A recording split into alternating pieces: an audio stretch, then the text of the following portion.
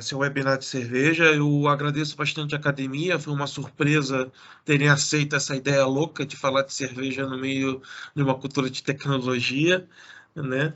É, Bom, eu vou me apresentar primeiro. Meu nome é Alan Bessa, sou do Rio de Janeiro, da região do estado do Rio de Janeiro, vim do Brasil. Eu faço cerveja, sou homebrew desde 2015, tá? Criador da cerveja Bessa, que é uma cerveja caseira, não chega nem no nível artesanal.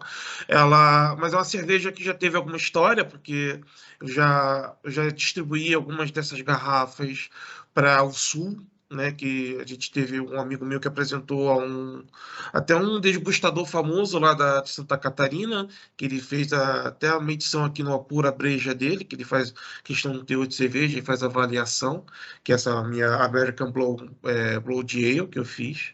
Ela também participou também do Rio Inc., que é uma empresa famosa de tatuagem no Rio de Janeiro, né? Então ela já teve exposição lá, né? Eu já participei de algumas exposições e graças a ela também foi que eu conheci a minha esposa, que também pode ser bonita, mas é uma pura cachaceira também, adora cerveja e foi através dela também que hoje eu estou casado, tenho minha família e tal. Então eu entrei nesse ramo porque eu estava gastando muito dinheiro com cerveja artesanal e decidi fazer minha própria cerveja porque eu podia fazer em grandes quantidades, né? Eu também tinha sido desafiado por um colega a fazer uma cerveja, fazer alguma coisa desse tipo, que a gente achava que era impossível. E eu comecei a pesquisar pela internet e aprendi, através da própria internet, a como fazer essa construção, né? Fazer cerveja. Então, comprei o equipamento e comecei a produzir. E desde então, só parei recentemente quando eu vim aqui para Portugal, né? A intenção aqui, a explicar a questão como o processo de cerveja caseira, é primeiro explicar o que é cerveja, qual é a origem dela, entendeu? Em relação à história da humanidade, porque ela tem uma conexão muito forte com a história da humanidade. Explicar também as escolas cervejeiras que existem no mundo, e só aí então começar a entrar na parte da fabricação da cerveja, né? Essa que é a minha intenção, tá? Então, o que é cerveja, né? Segundo a legislação do Brasil e provavelmente de muitos países, né, a cerveja hoje é uma bebida feita de água, malte, lúpulo que é fervida e fermentada por uma levedura. E pode conter adjuntos, né? Isso é considerado o que é cerveja hoje. Só que ao longo da história nem sempre foi assim. A origem da palavra cerveja existem várias origens, né? A gente tem dois ramos etimológicos, que uma vem de língua latina e uma de língua germânica. Eu vou explicar da latina, que é o que importa para a gente que fala português. A germânica, você sabe que vai terminar em beer, que é a palavra que tem lá que é falada no inglês, que é falada no alemão, eu acho que tem no francês também, se eu não me engano. Mas a palavra cerveja, ela vem, dizem as lendas que vem da deusa Ceres, né, que era a deusa da agricultura e da fertilidade, né, e também a deusa dos cereais, tá? Então, ela vem dessa palavra que saiu do latim de cervísia e terminou virando cerveja, né? Ah, e essa deusa também cerveja também, porque a bebida dada para essa deusa era cerevisia, né? Que é o que eu falei, tentei explicar em latim, né? Então, ela vem dessa raiz. A origem, ela remonta muitos. Existem vários contos diferentes de como se originou, ninguém sabe ao certo como veio, tá? Acredita-se que o surgimento da cerveja vem da Revolução Agrícola no período Neolítico, há mais ou menos 7.000 anos antes de Cristo, tá? E, e existem relatos até já no período sumério, que é 5.000 anos a C, de receita. Por exemplo, essa placa que você está vendo aqui, com escrita cumiforme, é uma receita de como se deve fazer cerveja. E isso já existia nesse período de 5.000 anos a C, né? Bom, e isso é dito, né, a gente aprendeu isso quando a gente vai fazer cerveja e tal, quem vai pesquisar e gosta, descobre essa história. Só que bem recentemente houve uma pesquisa feita pela Universidade de Stanford, em 2018, que relata que já existe evidências de produção de cerveja num período de 10.700 anos antes de Cristo, entendeu? E que na região de Haifa, em Israel, né? E que essa bebida foi desenvolvida principalmente para fins ritualísticos e necessidades espirituais. E isso mesmo antes da própria Revolução Agrícola, como eu te falei, que rolou 7.000 anos antes. 7.000 anos antes de nós, né? Então, no caso, dá uma diferença de 3.000 anos aí, entendeu? Bom, já da Suméria também, na questão do código de Hammurabi, né? A gente também tem isso escrito lá, que existe uma punição, por exemplo, para diluição da cerveja, punição de morte, caso houvesse diluição da cerveja, e isso é um dos problemas que vai ocorrer até a Idade Média, tá? Então, isso ficou marcado nesse período da Suméria e da Babilônia, tá? E existe também a menção na Babilônia sobre a deusa Nicase, que é outra deusa também relacionada da cerveja. Então, tu vê que a cerveja ela já se iniciou bastante ao longo da história, principalmente misturando com a religião, né? Era uma bebida nobre, era uma bebida dos deuses, né?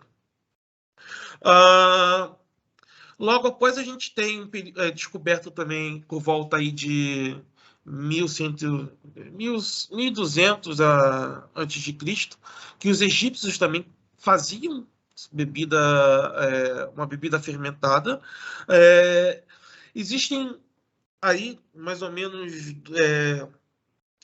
duas raízes. Uma das raízes fala que que era feito com grãos fermentados dentro de ânforas, tá? Que você vê esse desenho aqui, né? São ânforas onde eram colocados os grãos, um pouco de água e deixado para fermentar, né? Tampado e deixado para fermentar, né? E que eram normalmente bebidos em grupos, né? A outra raiz fala que essa bebida ela era produzida por mulheres, né? E era como se fosse uma bebida, era como se fosse o pão líquido daquele pessoal, entendeu? Então, foi nesse momento que virou uma produção em uma escala muito maior do que era feita na Suméria, entendeu? E que também era, além de ter um aspecto religioso bebido em grupo, né? Que essas ânforas eles enfiavam canudinhos, normalmente tinha várias, pessoal reunido e tal, aí botava a ânfora no meio, o nego botava um monte de canudinho de metal e bebiam em conjunto isso, né? E o outro ponto também que dizem também que era usado também como moeda de pagamento para os trabalhadores das pirâmides, né? Então, esses trabalhadores ganhavam 4 litros de cerveja por dia, cada trabalhador, como pagamento pela construção, durante a construção da pirâmide. Se você parar para pensar, 4 litros de cerveja é cerveja pra caramba. Por exemplo, o Brasil hoje bebe por pessoa ao ano 55 litros, tá? Os europeus bebiam na Idade Média por volta de 350 litros por ano, por pessoa por ano.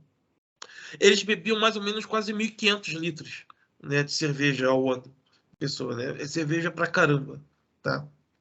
Ah, desculpa, voltando aqui. A outra época também que a gente pode falar é de Roma, né? Que acontece? Os egípcios levaram, através dos gregos e do romano, a cultura da cerveja para a Europa, tá?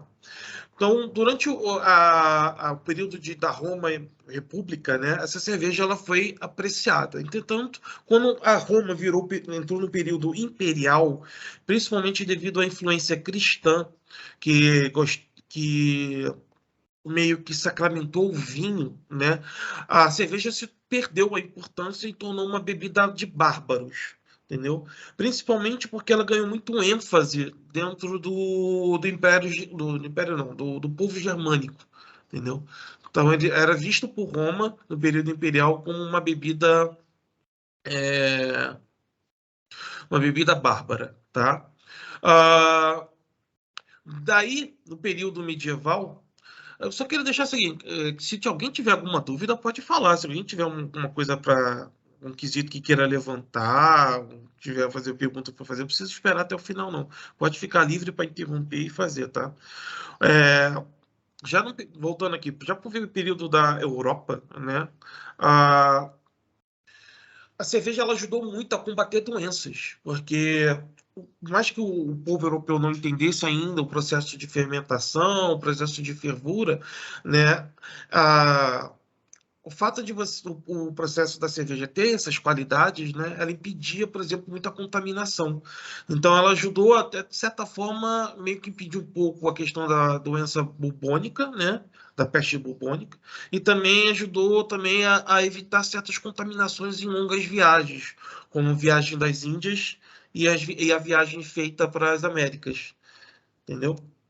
Naquela época, a cerveja ela tinha também um costume entre os europeus, né, de uma produção caseira mais para consumo matinal, que é o que a gente chama de pão líquido, né? E era feita de vários grãos diferentes. Não era simplesmente era somente cevada. Você podia usar centeio, você podia usar trigo, sorgo, milho, arroz. Havia misturas com mel, anis, gengibre. Então, tudo que podia condimentar, ou então qualquer tipo de grão que pudesse fazer uso para fermentação, era feito para criar essa bebida. Tanto é que foi criado uma coisa muito popular nessa época, que é o gruit, que é um condimento que é uma mistura de alecrim, artemisia, aquileia, urze, gengibre, canela e anis. Isso tudo é o gruit, que era muito usado para condimentar cervejas. Nesse ponto, a gente ainda não tinha entendimento ainda do uso do lúpulo, tá? Para fazer essa temperança. Então, era utilizada várias ervas diferentes, tá? Bom, e também, por volta da Idade Média, também, perto do seu final, né, também houve a questão da pasteurização, que é um processo que eu vou falar mais lá para o final, mas ela foi descoberta mais ou menos nesse período que deu uma outra visão também à questão dos tipos de cerveja que podiam ser feitas, tá? Bom, entrando para a questão da cerveja, a cerveja ela tem três grandes famílias, né? Que basicamente é feita da forma como é feito o tipo de levedura que é utilizado, que é a ale, né? Que ela é utilizada uma levedura que ela fermenta em cima do recipiente. Tá? Normalmente numa temperatura um pouco mais alta, então entre 15 a 24 graus, que para vocês aqui na Europa é quase uma temperatura ambiente, né? E ela é uma cerveja mais encorpada e mais densa. Ela tem intensidade diferente de sabor, aroma. Então, uma ale, entre outras, tem muita diferença que você consegue encontrar, tá? Você tem a lager, que hoje é a mais popular, né? Ela é feita com essa fermentura, é uma levedura, né? Que ela fermenta no fundo do recipiente, tá? De forma mais lenta. Isso necessita de um controle de temperatura maior, tá? Mas ela, por causa desse tipo de levedura com esse controle de temperatura, você consegue desenvolver cervejas mais leves, refrescantes e suaves. Não há muita diferença entre as. Existe alguma diferença, mas nem tanto entre as lagers, porque você não tem a questão da intensidade. Mas ela tem essas características que agradam muito o paladar das pessoas. E tem a Lambic, que das três que é feita em menor escala, mas se você parar para pensar, foi o que foi feito muito ao longo da história, porque você utiliza fermentação espontânea. Tá? Essa cerveja ela tem um forte amargor e uma acidez muito elevada, e ela é um pouco difícil de tomar. Tá? Hoje ela é feita mais na escola belga, que ainda fabrica bastante desse tipo de cerveja. Normalmente vai ser a cerveja assim, para quem gosta de beber, que gosta de experimentar cervejas diferentes, provavelmente vai ser a última cerveja que você vai pegar por causa dessa dificuldade de você ter que tomar. Não quer dizer que é ruim, só precisa de um paladar um pouco mais diferenciado para você conseguir entender essas nuances loucas que ela tem. No mundo, a gente hoje tem uns 4 escolas cervejeiras, né? A gente tem a escola alemã, que ela faz muito uso do trigo, ela tem uma certa tradição. Provavelmente já que todo mundo já ouviu, viu qualquer curiosidade em questão de cerveja, já ouviu falar sobre a lei de pureza alemã, né? Os alemães também descobriram muitas técnicas, inícios do início de produção da cerveja, eles desenvolveram muitas técnicas novas, entendeu? Eles desenvolveram a cerveja do tipo lager, né? Eles descobriram que essa questão de temperatura mais baixa, eles conseguiam fazer esse tipo de cerveja. E os lúpulos que tem dentro da região alemã, eles têm essa característica floral, tá? A escola belga ela já trata um pouco mais de diversidade e criatividade, né? Eles fazem misturas de tudo quanto é tipo, principalmente de leveduras diferentes, né? Eles têm uma complexidade diferente de sabores, né? Eles têm a tradição trapista, né? Da ordem trapista, que é uma ordem católica, tá? E eles têm também um desenvolvimento diferente de copos para beber cervejas diferentes e tal. A escola inglesa, ela já é mais focada já no amargor, né? E na baixa formatação, na carbonatação. Ela também é uma escola que gosta muito de cerveja escura, principalmente por causa do tipo de água que tem na região, tá? Então ela tem esse equilíbrio do amargor e do sul. E a escola americana, ela basicamente pegou tudo que tinha das outras, jogou tudo no extremo, principalmente lupulagem, e fez a sua própria versão das cervejas que existem. Existiu e criou algumas cervejas novas no meio disso. Então tem muito essa questão da presença marcante do lúpulo, tem uma certa excentricidade, umas loucuras lá que eles criaram e que deram certo, como o dry hop. Então, essas são as escolas que a gente tem hoje no mundo, né? Estabelecidas, tá? Então, vamos definir um pouquinho a linha do tempo na escola alemã, tá? A escola alemã, ela tem essa... cerveja vem muito da questão dos monastérios, né? Isso é uma tradição que tem aqui, né? Ah, então, não é diferente em relação à escola alemã, tá? Os alemães descobriram também o uso do lúpulo na cerveja, foi uma abadesa, que o nome está escrito aí, eu não sei repetir isso aí, se von Bingen, não sei, que descobriu o uso do lúpulo na cerveja, tá? Os alemães, principalmente cervejeiros da região da Baviera, eles fizeram até a questão da tecnologia do lager, né? Mas o que mais tem de característica na escola alemã é o surgimento, como eu falei, da lei da pureza, tá? Que ela data de 1487. Essa lei, por mais que os alemães falem que é uma maneira melhor, faz cerveja de maior qualidade e tal, na verdade é uma lei que busca a parte da economia. Por quê? Porque ele tinha um certo receio do uso de grãos que pudessem encarecer o mercado, por exemplo, a criação de pães, esse tipo de coisa. Então, eles, no início, era meio que proibido usar trigo, era proibido usar centeio, porque eles queriam restringir esses grãos para a parte da panificação. Tá? Eles também estabeleceram também o preço máximo para copo, né? Para a venda da cerveja. Então, essa lei também define isso. Ela define também o que é cerveja, que é a questão que a gente usa hoje, essa definição até, que é usar maltes de cevada, água, lúpulo e fermentar com uma levedura. Tá?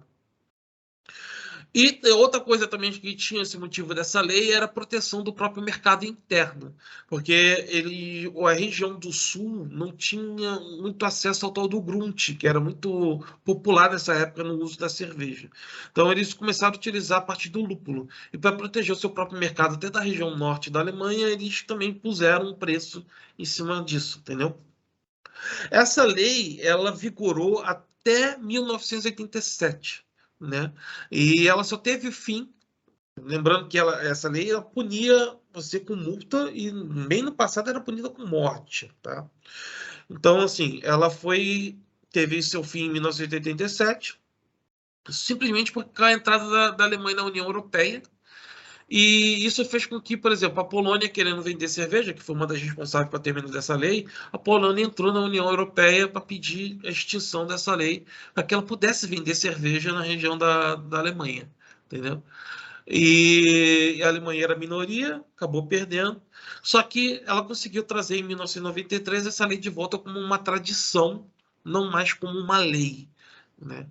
Então, é assim que mais ou menos se mantém até hoje, tá? Outra característica também dessa cerveja, né, além do desenvolvimento das técnicas, era que, para poder fazer essa lager, era necessário ter um controle de temperatura que não existia nessa época. Então, como que eles compensavam isso?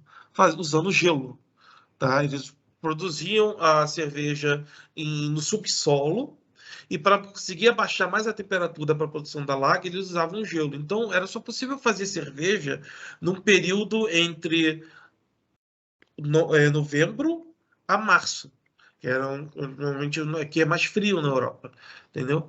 E, e produziu durante essa época e estocava algumas cervejas para tomar no verão. Tá? Tanto é que a Oktoberfest é a festa qual você toma a última cerveja da estação, entendeu? Que era estocada, era tomada nessa época. Então, era a última cerveja da estação, era tomada no Oktoberfest. Tá. A cerveja também na Alemanha impulsionou, não foi a responsável, mas ela impulsionou muito a questão do desenvolvimento da refrigeração, tá? Por causa dessa necessidade de controle de temperatura que a lager necessitava, tá? E se você parar para pensar, na Alemanha você se tem, né, mais ou menos 1.300 cervejarias criadas, sendo que dessas 1.300, 1.100 são micro cervejarias. Então, é uma produção realmente mais artesanal. Os estilos mais famosos que a gente tem do tipo lager, a gente tem a Pilsen, que, que não é aquela Pilsen que se bebe no Brasil, é a Pilsen, principalmente da República Tcheca, que é a Pilsen Urquell. A gente tem a Dark Lager, que é a Bock, é o estilo do Bock, que é uma cerveja mais escura. A gente tem a Weiss, que é a cerveja de trigo, que a gente conhece. Existem outras, essas são as mais padrões que tem desse estilo. E da Ale a gente tem a Berliner Weiss, que é uma cerveja ácida com lactobacilos. E a gente tem a Goise, que é uma Berliner Weiss com mistura de semente de coentro e sal. Tá? Sim, eu falei da questão da lei de pureza, mas havia algumas pessoas que produziam esse tipo de cerveja por fora, né? Conseguiu fazer isso fugindo da lei, né? A outra escola, que é a escola que eu mais gosto, que é a escola que eu mais produzo cerveja buscando esses estilos, é a escola belga, tá? Na verdade, a gente chama de escola belga, mas é uma escola franco-belga, porque ela é mais da região que é da Bélgica junto com a França, tá? As características que a gente tem na escola belga é a questão ele tem do estilo lambic, né, que é a fermentação espontânea. Ah, a gente faz um uso de umas coisas assim nessa cerveja que a priori parece meio loucura, né? A gente, por exemplo, eles usam lúpulos envelhecidos que normalmente tem cheiro de chulé, esses lúpulos, tá? Eles fazem uso de bactérias, que é a Brettanomyces, né? Que vai ser responsável por pegar esses aromas mais estranhos e transformar num aroma frutado, tá? Junto com a levedura. Então, assim, muitas dessas cervejas elas têm características fortemente esterificadas, são esses aromas de fruta que você consegue encontrar na cerveja, tá? Por vias, elas são mais alcoólicas, assim. Essa parte que eu falei da parte envelhecida e tal é das lambiques, tá? Mas fora as lambiques, as cervejas belgas são mais alcoólicas. Elas às vezes são maturadas em barris e refermentadas em garrafas, que é o processo que até o próprio homebrew caseiro gosta de fazer muito, que é o prime. Alan, Oi. o que seriam esses lambics que você falou aí? O que tem? O que seria ele, o lambic? Então, alambique é um tipo de. Uma categoria, um estilo, uma família de cerveja. O que caracteriza alambique? Primeiro, a levedura ela é espontânea. O que é fermentação espontânea? Eu faço a cerveja e deixo ela no ar livre. Vai cair o que cair lá dentro vai fermentar. Entendeu? Não tem um controle. Por exemplo, eu não Entendi. boto uma levedura específica lá dentro para ter um controle. Ela não tá num ambiente isolado para poder impedir contaminação. Isso não existe. Lógico que, assim, hoje, pensando em nível industrial, nível até uma produção mais alta, existe um mínimo de controle, mas ela ainda é feita a céu aberto, né? Ambiente aberto. Então, por isso que ela usa essa bactéria Brettanomyces, que é uma bactéria específica, que ela consegue produzir uns sabores mais diferenciados, entendeu? Estilo de cerveja. Tá? Entendi. Mas fora dessas cervejas, por exemplo, você tem as cervejas já champanhadas, não sei se vocês já ouviram falar de Deus, que é uma cerveja muito famosa, que ela usa o processo de champanhe. Então, ela usa a levedura de champanhe, ela usa o processo champanhado para poder fazer, só que utilizando os ingredientes da cerveja. É um processo que os belgas desenvolveram também, tá? A escola belga também utiliza muito cerveja na sua gastronomia. Da mesma forma que os franceses gostam de botar vinho para cozinhar comida, os belgas gostam de fazer isso com cerveja, tá? Também é na Bélgica que fica a maior cervejaria do mundo, que é a Ambev, uma coisa assim, que por mais que seja uma cervejaria belga, é administrada por brasileiros, né? Então, infelizmente, elas gostam de produzir cerveja rala lá no Brasil. Felizmente. Ou felizmente, né? Ah, existe uma tradição também dentro da escola belga, que é a tradição de mosteiro, né? De monastérios, de produção de cerveja, de onde vem a tradição trapista. O trapismo não é um estilo de cerveja, e sim uma ordem da Igreja Católica, tá? Que ela produz uma cerveja que não tem fins comerciais, todo o dinheiro é para ajudar o próprio monastério ou a comunidade em volta. Hoje em dia só existem 12 cervejarias com este selo, que são 6 na Bélgica, 2 na Holanda, que é a Latrap, que é a mais famosa, é uma dessas da Holanda. Tem uma na Áustria, uma nos Estados Unidos, uma na Itália e uma na França, tá? Para poder ser considerada uma cerveja trapista, ela tem que ser feita por monges, gerida por monges. Pode até ter ajudantes, mas quem gera a cervejaria tem que ser monges. Uma das obrigações que a ordem coloca é que o aumento da produção, do volume, nunca pode afetar a qualidade ou alterar o gosto da cerveja. Então, por isso que assim, é até difícil você conseguir encontrar. Tirando a Latrap, eu não conheço nenhuma outra que existe, que você consegue encontrar fora do local onde tem esses monastérios, né? Esse é um sonho meu, até visitar a Bélgica para poder beber essas cervejas de lá, tá? Bom, também eles não produzem só cerveja, né? Como eu falei, é uma ordem trapista, eles fazem outras coisas que fazem uso da cerveja, como geleia, queijos, entre outras coisas que eles também produzem dentro desses monastérios, tá? Ah, estilos famosos da escola belga, né? Por exemplo, cervejas claras, a gente tem a Blood Ale, que é uma Belgian Blood Ale, que é uma cerveja clara, de aroma frutado, ela tem um aroma frutado e normalmente 6% de álcool.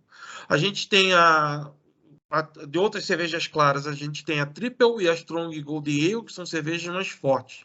A Strong Gold Ale consegue chegar até 8% de álcool. Das cervejas escuras, a gente tem a Double e a gente tem a Dark Strong Ale e a Quadruple, que são estilos de cerveja, cada um com a sua característica, que elas também têm um teor alto de álcool, tá? Elas conseguem chegar quase perto de 10%, tá? E na Bélgica também tem os belgas também só têm a sua própria cerveja de trigo, que é a Vitibia, que é a cerveja de trigo com sementes de coentro e casca de laranja. É uma cerveja muito boa, também um estilo de cerveja muito bom para se beber. Aqui eu falo de estilos de cerveja, não falo de marcas de cerveja. Por exemplo, existe uma marca Duvel, que é bem conhecida, é uma marca belga também.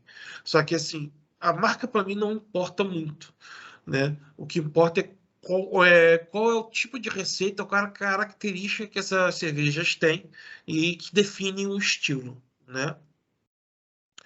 A próxima escola é a escola inglesa, né? Ah, a origem da escola inglesa, cara, ela vem muito do.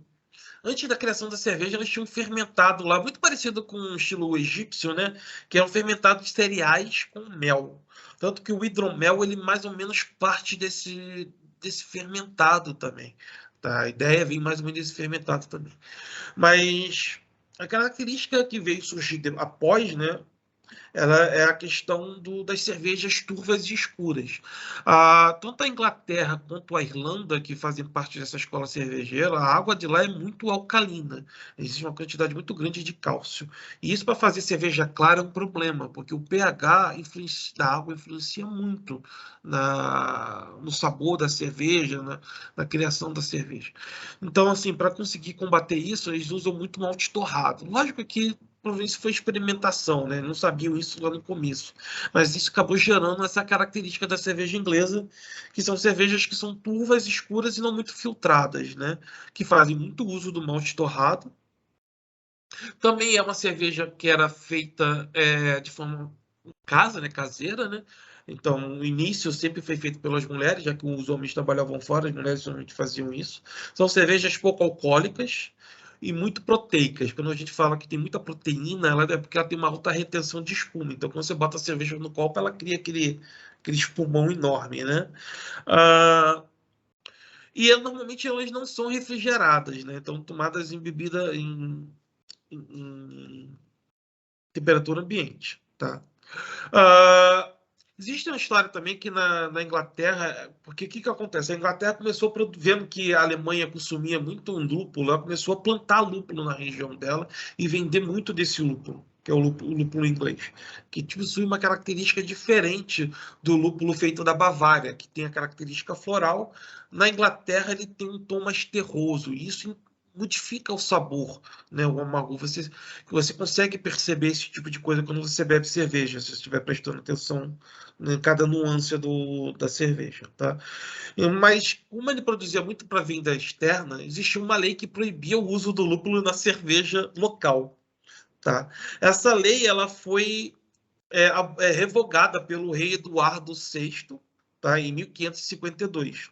E aí é onde a gente tem a introdução do lúpulo na escola inglesa para nunca mais sair, né? Porque uma das características da escola inglesa realmente o uso do lúpulo, tá? A ênfase que se dá ao uso do lúpulo, tá? Em 1574 a gente começa a ter alguns primeiros tratados de como tratado sobre o lúpulo inglês, tá? Como produzir ele, como fazer o uso dele. Em 1710, há a proibição de uso de qualquer outro condimento que não seja o lúpulo para fornecer o amargor na cerveja. Então, o amargor da cerveja é feito pelo lúpulo. Se você quiser adicionar sabor, aroma, não é problema. Eu vou falar durante a produção da cerveja porque existe essa diferença, tá? E aí surge o que a gente conhece hoje, um estilo bem famoso no mundo, que é a IPA. Apesar de que já existia uma versão anterior, que é a Pale Ale, né, antes da IPA. A IPA é a Indian Pale Ale. E ela foi criada percebendo que o lúpulo, os ingleses perceberam que o uso do lúpulo preservava a cerveja por mais tempo. A cerveja demorava para estragar. E se a gente colocasse mais lúpulo ainda, ela demorava mais ainda para estragar. Então, por causa disso, eles descobriram que ela era excelente para levar em longas viagens, porque a cerveja em si, pelo processo dela, evitava contaminação, não era contaminada, você podia beber sem risco de ficar doente, né? E essa quantidade de lúpulo fez com que ela se preservasse por mais tempo. Então você acaba criando esse estilo que é a India Pale Ale, né? Que ficou famoso. Entretanto, ela não é o primeiro estilo feito de cerveja na Inglaterra. A Inglaterra, tanto como a Irlanda, você vê que ela é muito especialista em cerveja escura, mas a primeira estilo feito foi a Porter. E tem esse nome porque ela era muito popular entre os estivadores e os carregadores, que em inglês, estivador é Porter, tá? Então ela era uma cerveja escura, uh, só que ela não tinha um amargor muito forte, não era muito encorpado nem nada. Ela foi criada no século XIII, essa Porter, tá? Depois dela que veio a Pale Ale, que eu falei anteriormente, que é a cerveja clara inglesa. Ela é pale porque ela é uma cerveja clara, os mods ingleses, né? A partir do século XVIII, a cerveja porter ela evoluiu para um outro estilo, que é mais forte, tem um amargor maior, uma sensação de torrado também maior, e o corpo dela também é mais denso. E que é o estilo stout, que a gente conhece hoje como stout. Ela evoluiu da porter, tá? Em 1759 a gente tem a abertura da Guinness na Irlanda, né? A famosa Guinness. E começa a ter também a criação de uma coisa que é uma característica muito forte na Inglaterra, que é o pub, tá? O pub ele foi uma invenção do governo inglês para combater, imaginar, né? Você vai combater o alcoolismo do gin com cerveja, entendeu? Era a ideia que eles tiveram foi exatamente essa, né? Então eles criaram essa ideia do pub, né? Para você ver, o pub basicamente é a segunda casa do inglês. Ele fica, ele é capaz de passar 4 dias de sua semana dentro de um pub, porque lá praticamente é onde ele se socializa. Então ele vai conversar com pessoas, ele vai para ler um jornal, que seja. Ele usa o pub é quase que a segunda casa dele, né? E por causa disso essas cervejas mais fortes eram um problema. Então, os pubs começaram a procurar criar versões mais leves das cervejas que já existiam, com uma quantidade de álcool que poderia chegar somente até 4%. E esse estilo que foi criado é o que a gente chama de session. Por isso que existe a diferença do IPA do Session IPA. É uma receita similar com um teor de álcool. Não, uma Session IPA é uma IPA mais fraca. Qualquer coisa que tenha Session na frente é uma versão mais fraca daquele estilo de cerveja. Tá? E não só isso, né? Começou-se também a criar outros estilos dentro do pub, que são o que a gente chama de bitter, que são graduações diferentes que tem de amargor, tá? Com quantidade de álcool. Então a gente começa a medir do Pale Ale. Do Pale Ale a gente tem o Ordinário Bitter, que tem 3,8% de álcool. A gente sobe para Best Bitter, que tem 4,5%. E vamos para Special, Extra Special Bitter, que chega a 5,5%. E logo depois dele que a gente vem a IPA, entendeu? Então essa é meio que uma graduação de equilíbrio de amargor com doçor e álcool, tá? Que vão crescendo. Isso foi feito especialmente dentro dos pubs, né? Só que houve uma queda desse pub no século XX, principalmente pós-guerra, com uma influência muito grande dos Estados Unidos, né? Esses pubs começaram a ganhar uma cara muito americana, eles deixaram de ter essa aparência inglesa e começaram a ter aquela aparência de lanchonete da década de 30 dos Estados Unidos, né?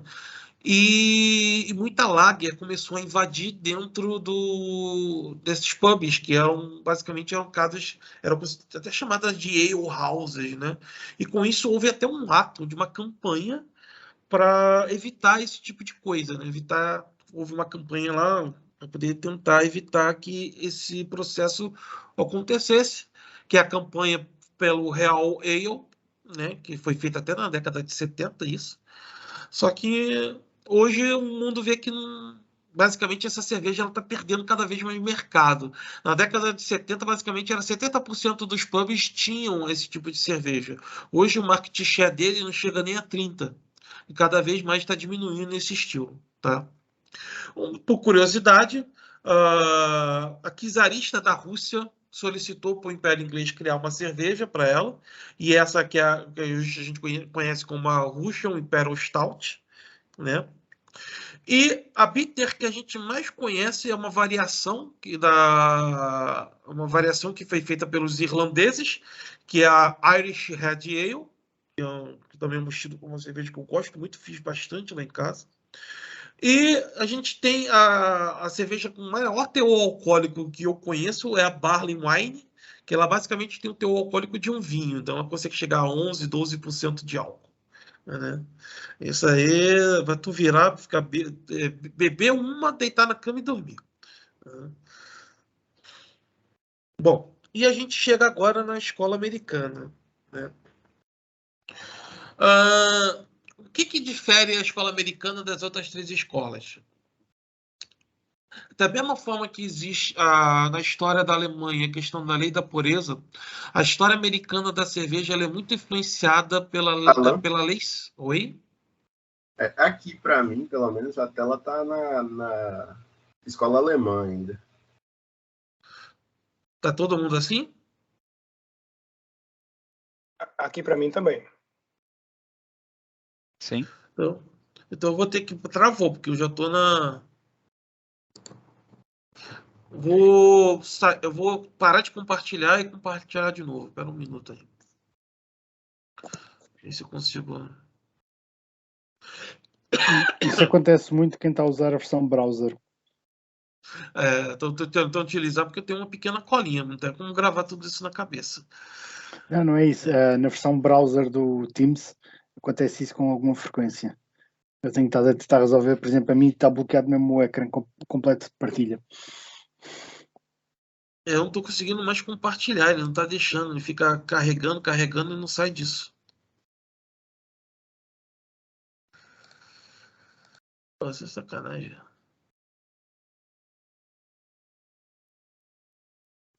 Ruth, eu acho que eu vou ter que sair e voltar, porque ele não está querendo responder, não. Tem problema? Acho que a Ruth não está aí, né? Pessoal, vou sair e vou voltar para poder ver se consigo resolver esse problema. Vai ser rapidinho, pera aí.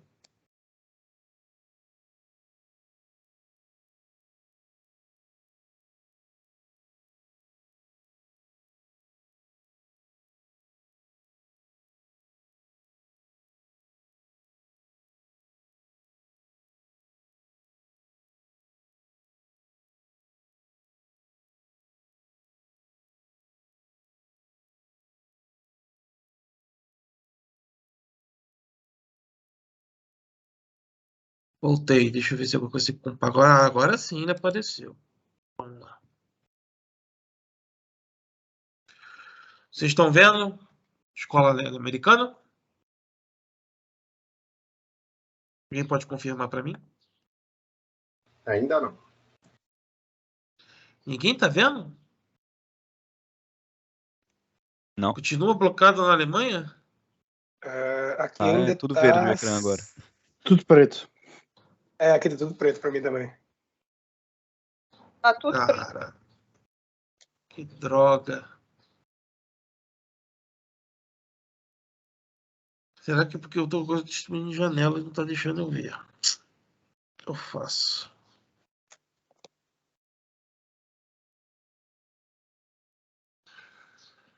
Já Já apareceu. Agora apareceu, sim. já apareceu. Agora sim? Oh, graças a Deus. Vamos lá. Então, voltando ao ponto. Eu estava falando que a escola americana ela é muito influenciada sobre a questão da lei seca, tá? O que teve lá nos Estados Unidos, que é a proibição do uso da produção de cerveja para comercialização, tá? Antes disso acontecer, o país tinha, naquela época, antes da lei, a lei é de 1920, tá? Ela terminou em 1933, foi mais ou menos 13 anos da existência dessa lei, tá? Em 1920, antes da entrada, a gente tinha 1.392 cervejarias nos Estados Unidos. Após, né, em 1933, só sobreviveram 164, tá? E como que essas cervejarias, né, sobreviveram? Aí você entende a questão da cultura homebrew nos Estados Unidos. Elas sobreviveram vendendo extratos de malte, lúpulo, leveduras e equipamento para você produzir a sua cerveja em casa. Tá? Porque produzir cerveja para consumo próprio não era proibido. Proibido era comercializar. Entendeu? Eu peço desculpas até para quem gosta de cerveja, ver essa cena forte de negro jogando cerveja no chão é bizarro, né? Heresia. Mas é uma puta heresia, entendeu? Mas então, mas se não tivesse essa lei, ela não teria gerado essa cultura, né? Não foi a semente da geração da cultura do homebrew nos Estados Unidos, né? Após a finalização, sem falar que isso também contribuiu pra caramba com a criminalidade lá. O Al Capone, ele existiu exatamente por causa dessa lei. O Al Capone, uma das coisas que ele fazia era traficar cerveja clandestinamente, né? E a cerveja não era nem tão boa, não tinha nem cuidado para se produzir cerveja nem nada. Isso era até o pior, né? Mas o nego estava tão desesperado que qualquer coisa era aceitável, né? Vamos lá. Então, assim, com o retorno em 1933, com o término dessa lei, veio o New Deal, e aí houve um incentivo do governo para a retomada da indústria, inclusive a indústria cervejeira, tá? Foi nesse momento que surgiram as maiores cervejarias nos Estados Unidos que existe até hoje. Por exemplo, a Miller, a Budweiser veio, né? A Budweiser é uma marca de cerveja, mas a dona dessa marca, a ex-dona dessa marca, que hoje eu não recordo o nome, também surgiu nessa época, uma cervejaria grande lá. O que me lembra mais é a Miller, né? É uma cervejaria enorme nos Estados Unidos. Hoje em dia ela é a concorrente da Ambev no mundo, na questão da dona de cervejarias, essas coisas, né? Dessa cerveja padrão, né? Que existe em mercados, tá? Também foi nos Estados Unidos que começou a criar receitas com adição de milho, entendeu? Tanto é que tem uma receita muito famosa, porque nos Estados Unidos houve com a chegada dos alemães e a entrada da Lager lá, o mercado de ale decaiu muito. Porque, como eu falei, a ale ela é boa, mas é uma cerveja muito forte e tal, e nem tudo não é uma cerveja que todo mundo gosta. A Lager tem um sabor mais suave e tal, e ela cai no gosto do povo muito fácil, entendeu? E com a entrada dessa cerveja, o nego até tentou descobrir uma maneira de concorrer usando uma ale. E a Cream Ale é uma cerveja feita com um adjunto de milho, porque o milho suaviza o sabor da cerveja, né? E para tentar concorrer com as lagers, né? E antes que alguém pense, né, porque lá no Brasil existe uma piada sobre cerveja de milho, né, que a Brahma é uma cerveja de milho, a Skol é uma cerveja de milho. Eu quero dizer que não é o milho que estraga a cerveja, tá? O que estraga a cerveja é a quantidade alta do uso de adjunto e o tempo curto de produção da cerveja, tá? Porque hoje, por exemplo, a Ambev consegue produzir cerveja em 7 dias. 7 dias está na lata a cerveja. Entendeu? Então, por isso que a cerveja não tem uma qualidade tão boa. Graças a Deus, os europeus aqui estão salvos em relação a isso. Vocês estão mais inteligentes nesse sentido. Bom, para você ver, o pico histórico, a cerveja nos Estados Unidos, o pico histórico dela foi em 1873, que ela com uma quantidade de 4.131 cervejarias, tá? E em 1978 houve a legalização dos homebrews, tá? Final da década de 80, a gente tem o surgimento do estilo American Pale Ale, né, que é a APA. Os americanos começaram a fazer uso maior de lúpulo, entendeu? Até um uso saindo do... Porque o inglês ele tentava equilibrar. O americano resolveu tocar o terror e jogar a lupulagem lá no alto, entendeu? Então, principalmente porque os lúpulos americanos, eles, diferente do tom terroso que tem os ingleses, ele tem um tom mais cítrico, tá? Lúpulos plantados nos Estados Unidos, tá? Em 2010 que foi quando a escola americana foi formada, a escola de cerveja americana. Então você vê como que é bem recente a criação da escola americana, tá? Ela foi criada exatamente com esse movimento de homebrew que surgiu desde a época da Lei Seca. Tá? Hoje existem mais de 8.000 cervejarias. Hoje não, em 2016 que é esse dado. Tem mais de 8.000 cervejarias lá nos Estados Unidos. Tá? Os americanos descobriram várias técnicas diferentes que os alemães não tinham descoberto, principalmente no uso de lúpulo. O dry hop que é uma dessas técnicas, que é o uso de lúpulo durante a fermentação da cerveja. Entendeu? Você adiciona lúpulo após a fermentação. Tá? Isso é uma coisa que os alemães não tinham feito ainda. Tá? E a cultura do homebrew nos Estados Unidos também é muito grande. Lá tem mais ou menos 3 milhões de praticantes. Comparado ao Brasil, que tem 100 mil, é gente pra caramba. Tá? E o estilo, por exemplo, do que a gente conhece, né, que eu te falei, que tem no mercado aí de tudo quanto é canto, é a Light Lager, que é essa cerveja aguada que a gente conhece por aí, né? que no Brasil a Brahma é uma, aqui em Portugal não é tão aguada como é a Brahma, mas também é uma cerveja que não tem tanto sabor como é eu peço desculpas aos portugueses, por favor, não se sintam ofendidos, que é a Sagres e a Superbock. Também é uma Light Lager, né?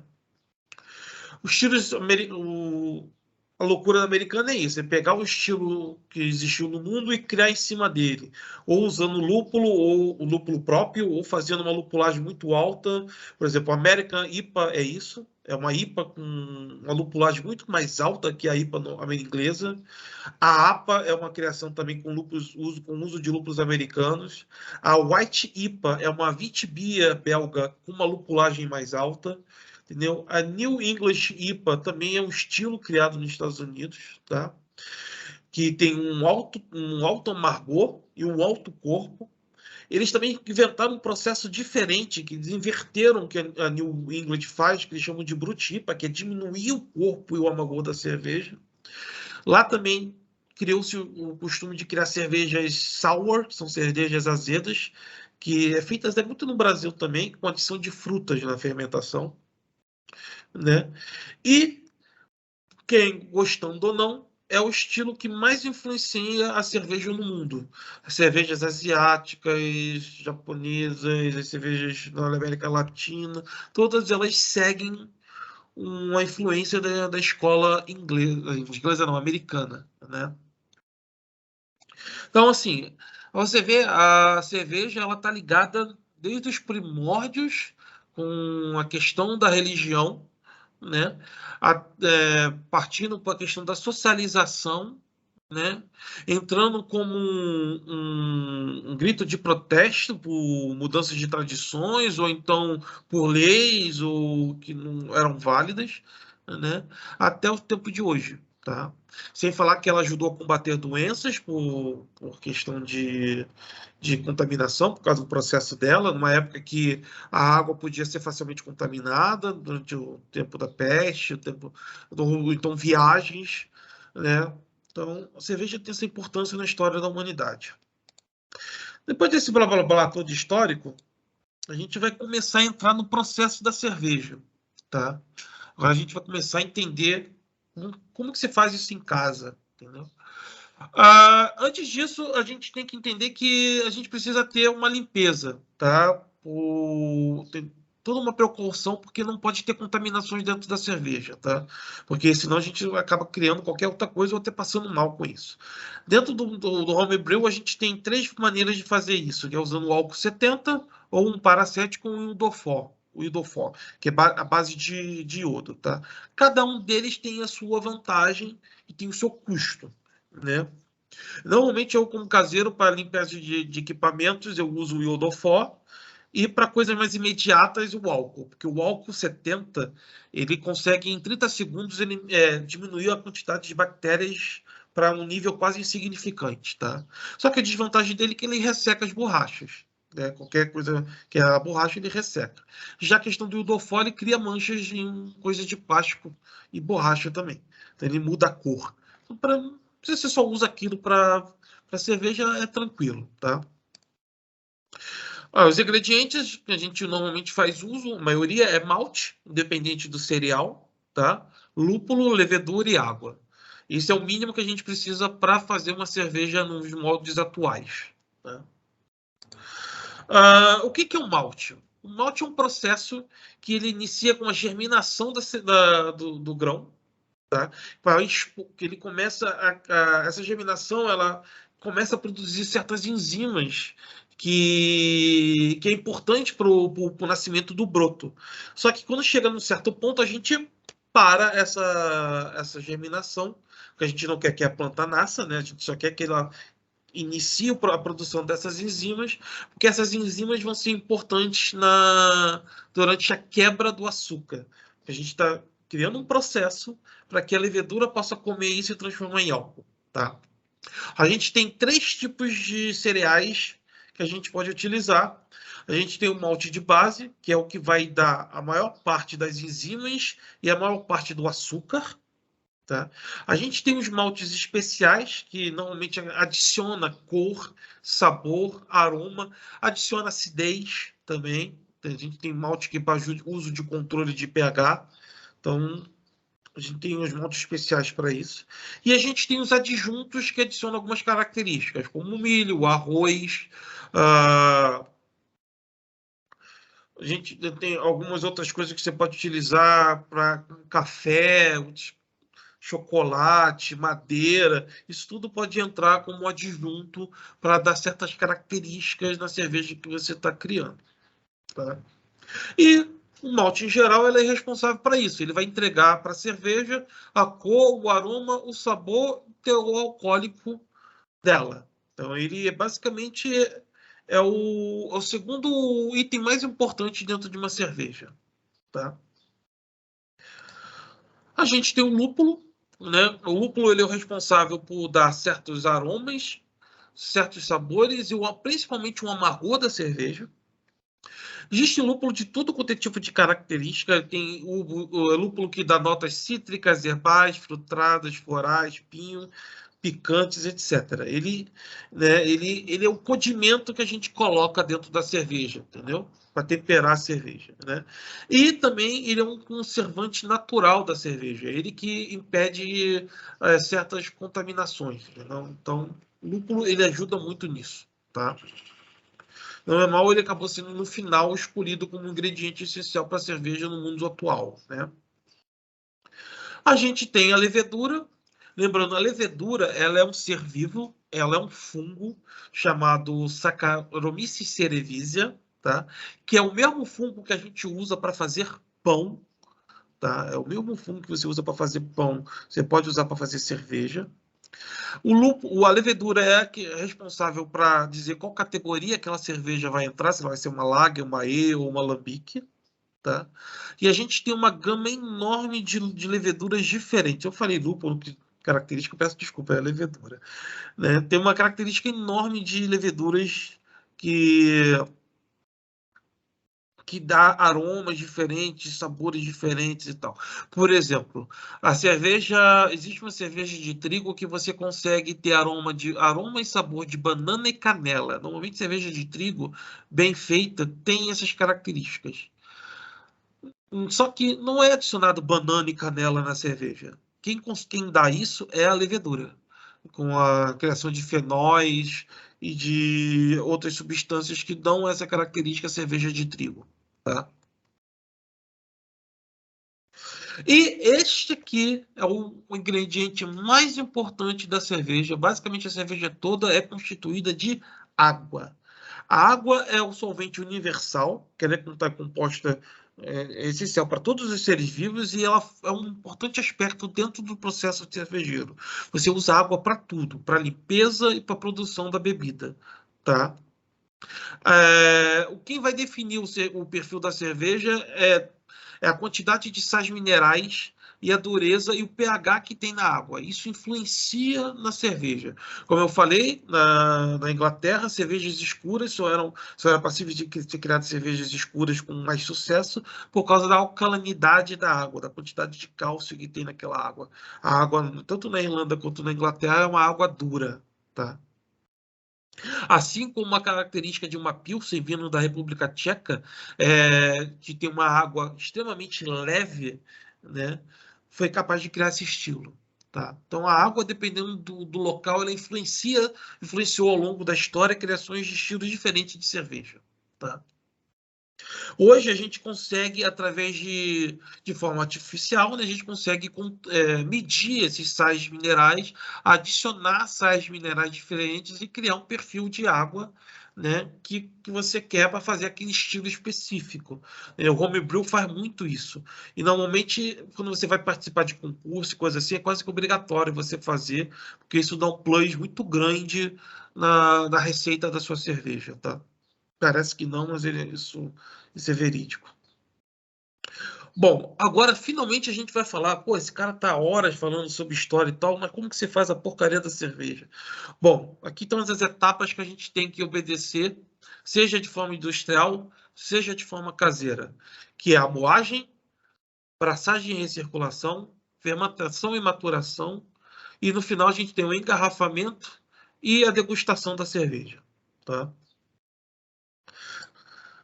Eu sei que todos estão mais interessados na parte final, mas vamos começar pelo primeiro processo, né?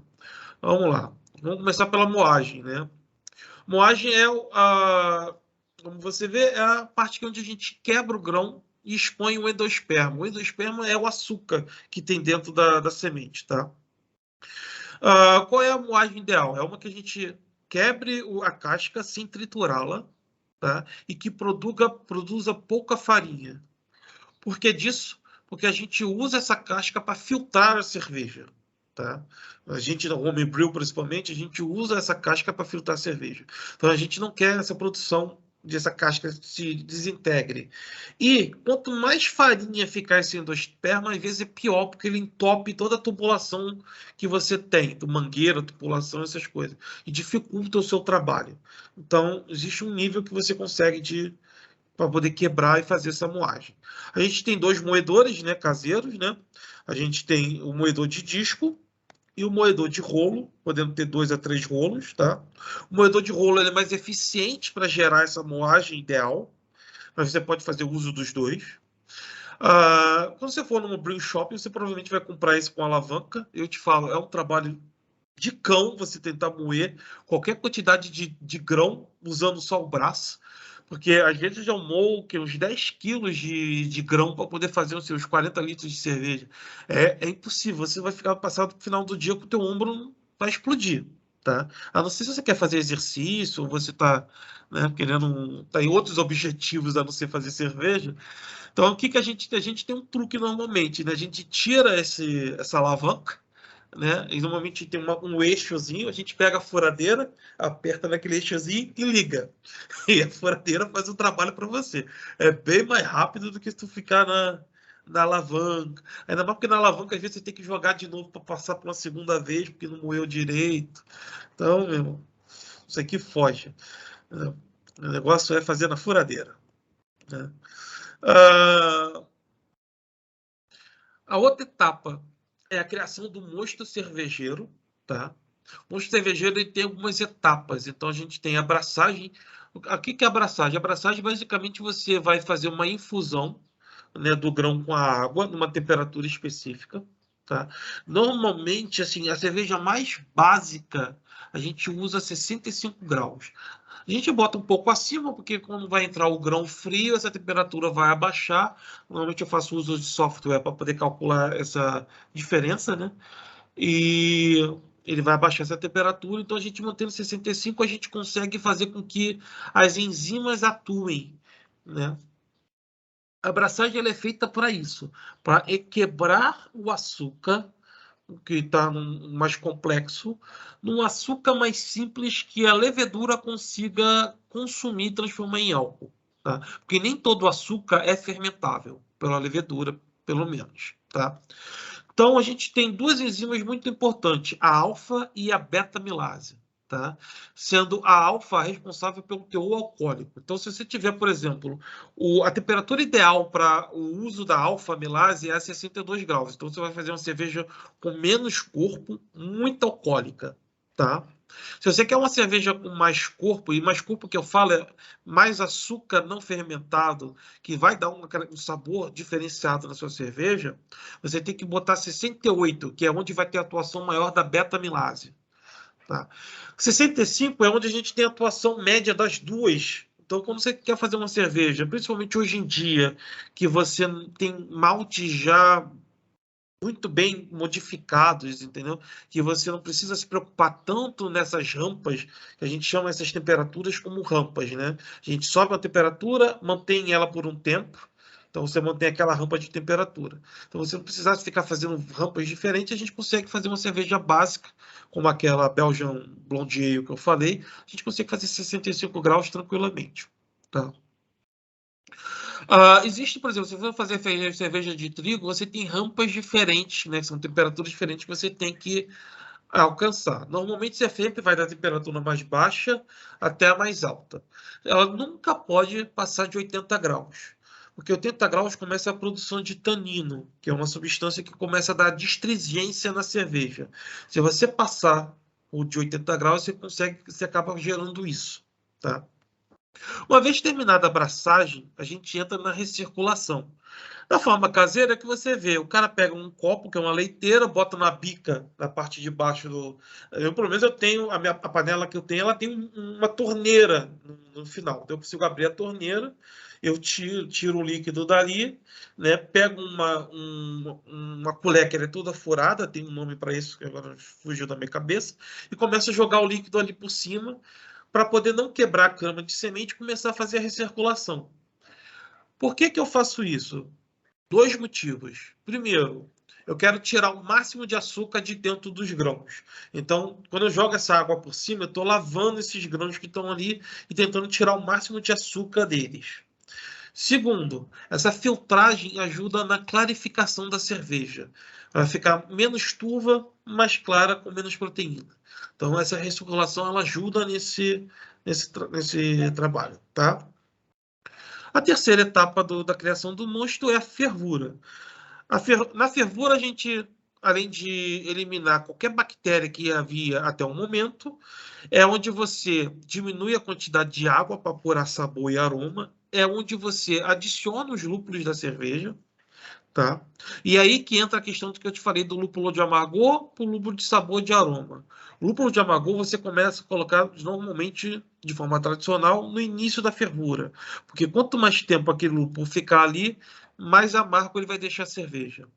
Quando você coloca lúpulo já perto do final, faltando 15 minutos, você já está privilegiando o sabor da cerveja.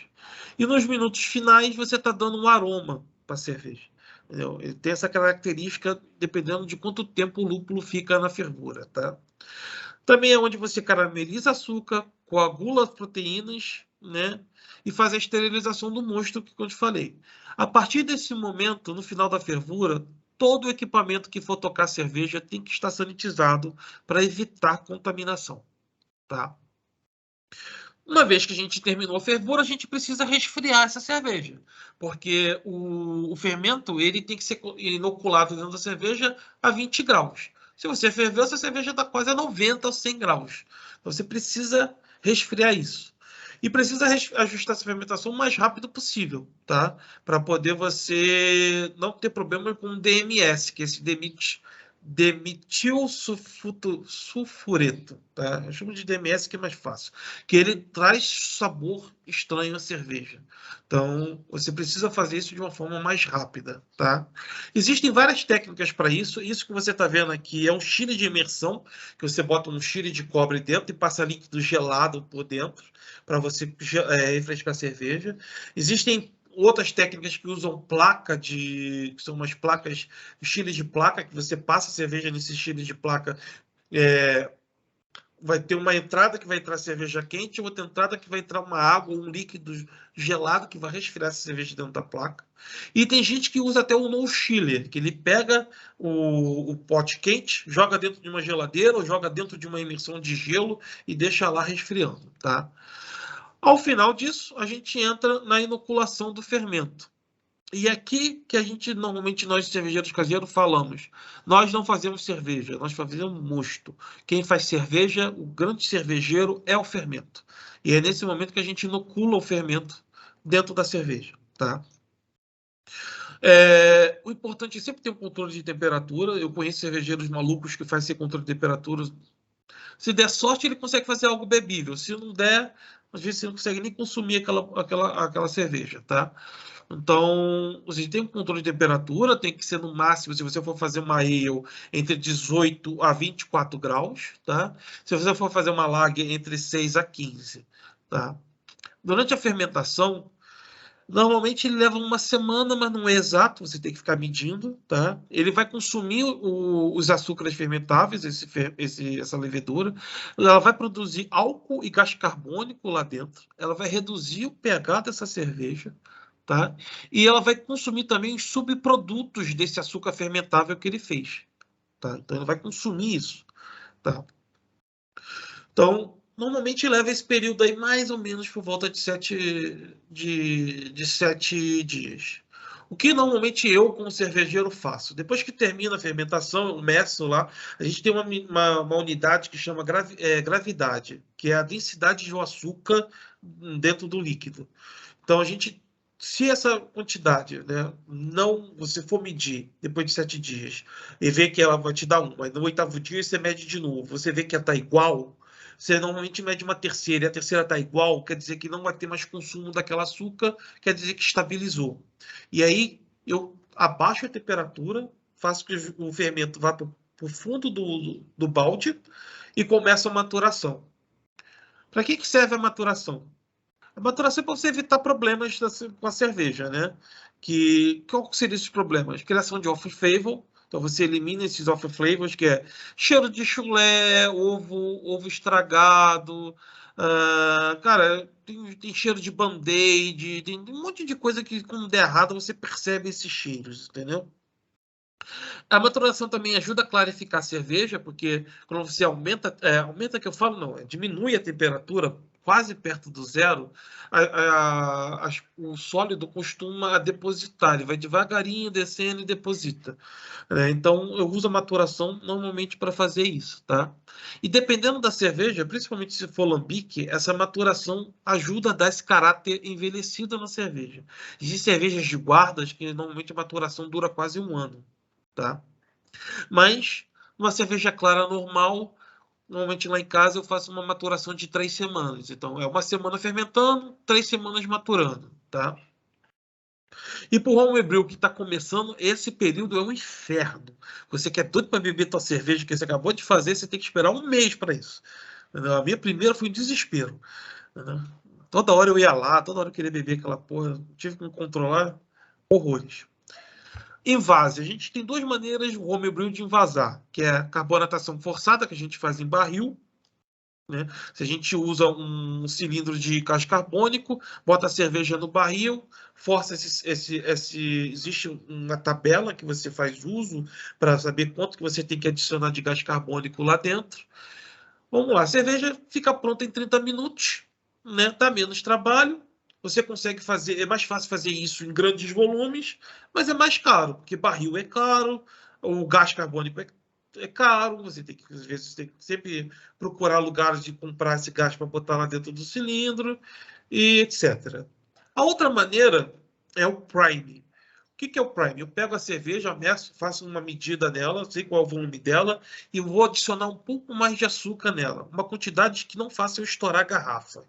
Bota lá dentro. Por quê? Porque a cerveja caseira ela não é pasteurizada. Por mais que eu filtre ela, por mais que ela fique quase cristalina, ainda existem leveduras ali dentro. Então, quando eu jogo para dentro da garrafa com esse pouco de açúcar e tampo a garrafa, eu gero um ecossistema ali dentro, lacrado, isolado do mundo exterior. E com a falta de oxigênio ali dentro, o que é essa levedura que ainda existe, vai fazer ali dentro? Ela vai gerar gás carbônico. Então, ela gera para você e carbonata para você a sua cerveja. Entendeu? Sem falar que, assim, existe uma vantagem disso, porque você tem mais uma ou 2 semanas de arredondamento da cerveja.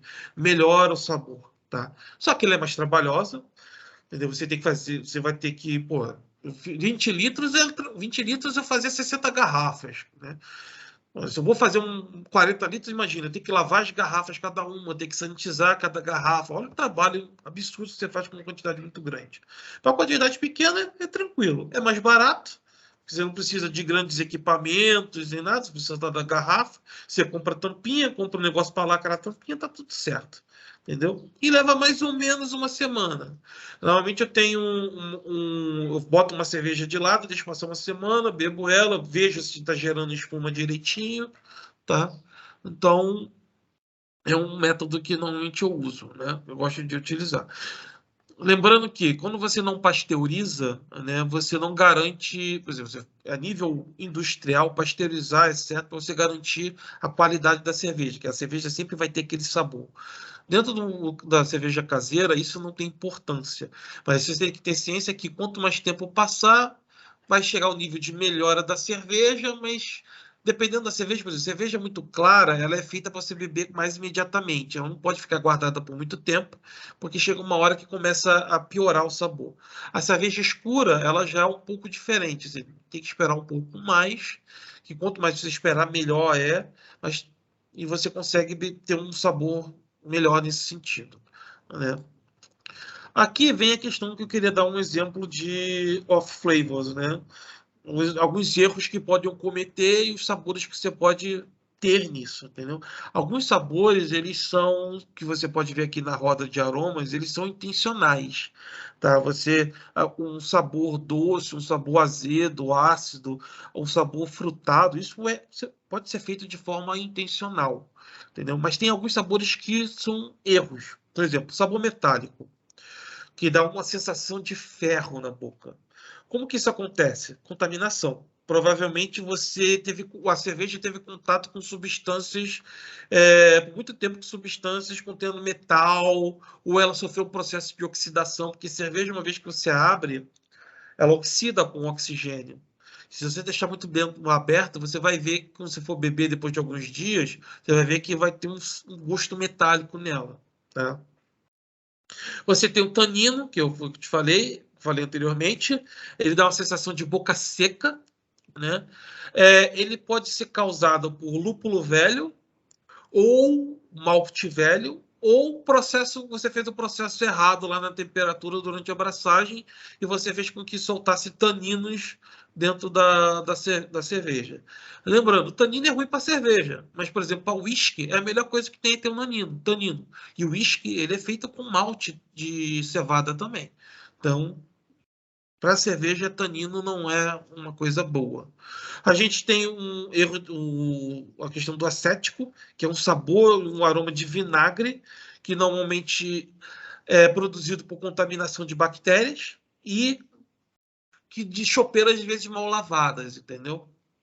Então, acaba que isso gera nessa contaminação esse acético. O DMS, que dá um cheiro de legume cozido, de milho, essas coisas também, ele aceita em certas cervejas claras, dependendo de alguns estilos, mas a maioria não aceita, isso você tem que ver, né? E também ele é produzido, às vezes, por bactérias contaminantes, durante o período de fermentação. Porque aí você, às vezes, fez, principalmente lager. Lager tem mania de fazer isso, entendeu? Tanto que existe um descanso que você faz para poder evitar esse tipo de coisa, tá?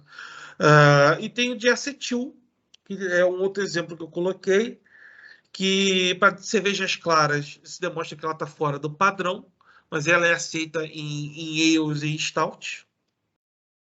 E ela é produzido, esse diacetil, ele normalmente é produzido no fermento durante a fermentação. E quando ocorre de ficar, é porque você fez uma fermentação mal feita, tá? Também pode ser adquirido através de bactérias contaminantes, tá? Mas você consegue evitar isso na maioria das vezes. É um processo normal, é um subproduto feito da fermentação do lúpulo não, do fermento, da levedura, mas que você precisa, por exemplo, você tem que respeitar o tempo da levedura para fermentar, para você conseguir remover esse subproduto que é o diacetil, tá? Bom, eu acho que me estendi demais. Eu quero agradecer bastante aí a presença de todos. Quem conseguiu ficar até o final, escutar, eu agradeço muito, né? Se tiverem alguma pergunta, alguma curiosidade que vocês queiram saber, falar, alguma coisa que vocês queiram dizer, porque para mim só ficam algumas curiosidades muito pequenas para dizer. Por exemplo, Portugal é um dos países hoje que a produção de cerveja mais cresce. Em 2017 ela disparou 11%, né, na produção, né, superando a produção holandesa e britânica, né? Na área de saúde, dizem que quem bebe cerveja de forma moderada evita 42% o risco de doenças cardíacas, né? Cerveja é bom para ajudar a falta de criatividade, entendeu? Então, e isso eu já comprovei, às vezes, lógico, que é beber um copo de cerveja, né? Encher a cara, né? Beber a cerveja durante o momento que você está com aquele negócio do código, tá travando na sua cabeça, você não sai daquilo, você bebe a cerveja, toma, dá aquela relaxada, que tu vê que vai saindo tranquilamente o trabalho, né? E a questão fitness, se você misturar cerveja com um pouco de sal, ele ajuda na recuperação, como se fosse uma bebida desportiva, né? Pelo menos é o que dizem, né? Por exemplo, beber cerveja com um pequeno pacote de batata frita, após um treino de 10 km, você consegue recuperar bastante da sua energia. Apesar que essa batata frita vai ajudar também a recuperar as calorias, né? Mas tudo tem que ter moderação, né? Vocês querem alguma pergunta, alguma coisa que vocês queiram falar? Desculpa aí se já disseste isso antes, né? Como eu cheguei atrasado, né? Já tá Não tem cá para problema. Portugal já? Hã? Eu Já já tá cá tô para aqui. Portugal? Sim, Ah. sim.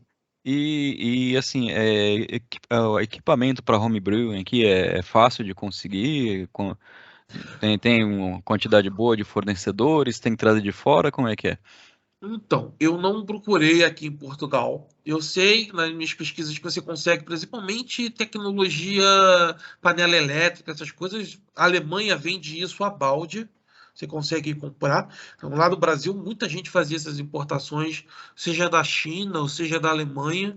Você consegue comprar. Provavelmente, se você fizer uma pesquisa no Google de brew shopping, você deve achar algumas, entendeu? E eu acho que também que é fácil você importar da Inglaterra, importar da Alemanha, importar da Bélgica, esse tipo de material também, tá? Agora, a Europa não é um dos maiores lugares que tem a cultura da cerveja caseira muito, muito forte, né? Aí você consegue se encontrar esse material, cara. Tenho certeza disso. Ok, obrigado. Nada. Mais alguém quer falar alguma coisa?